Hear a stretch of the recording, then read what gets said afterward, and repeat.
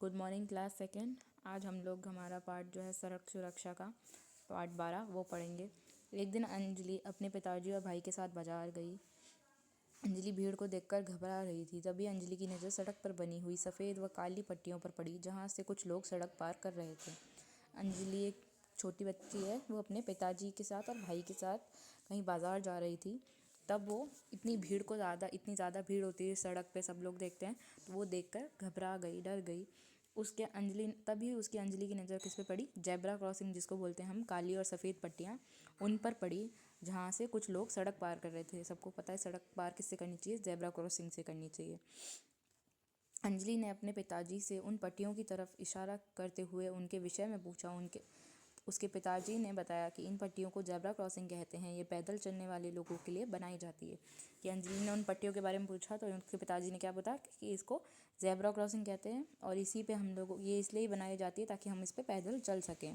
अंजलि के पिताजी ने उसे सड़क पर चलने के लिए निम्नलिखित नियम बताए। सड़क पार करते समय सावधान रहो। सड़क पर सदैव बाएं हाथ की ओर चलो। सड़क पार करने से पहले अपने दाएं और फिर बाएं हाथ की ओर देखो। जब कोई गाड़ी ना आ रही हो तब सड़क पार करो। चौराहे पर लगी बत्तियों के संकेत समझाकर आगे बढ़ो।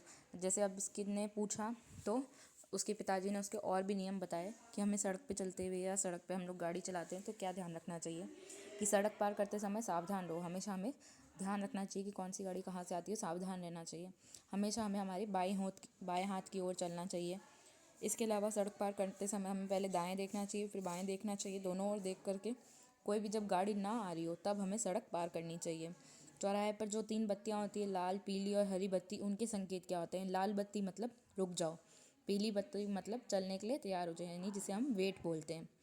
रेड लाइट मतलब स्टॉप, येलो लाइट मतलब वेट, हरी बत्ती मतलब चलो, यानी अब आप जा सकते हैं, जिसको हम लोग ग्रीन लाइट बोलते हैं, गो। दौड़कर या हड़बड़ाहट में सड़क पार मत करो। हमें भाग कर के हड़बड़ाहट में कभी भी सड़क पार नहीं करनी चाहिए। टूटी चप्पलें या जूते पहनकर सड़क पार ना करो, क्योंकि टूटी चप्पलें या जूते पहनकर भी हमें सड़क पार नहीं करनी चाहिए। हमेशा पैदल पथ पर यानी फुटपाथ पर चलना चाहिए। रोड के बीचों बीच या साइड में नहीं चलना चाहिए। फुटपाथ जो बने हुए होते हैं उस पर हमें चलना चाहिए। ये हमारा चैप्टर था बच्चों। इसमें हमें शब्दार्थ कॉपी में करने हैं। बाकी सही उत्तर लगाइए रिक्त स्थान और सही पर गलत का चिन्ह लगाइए। ये हमें बुक में ही करना है।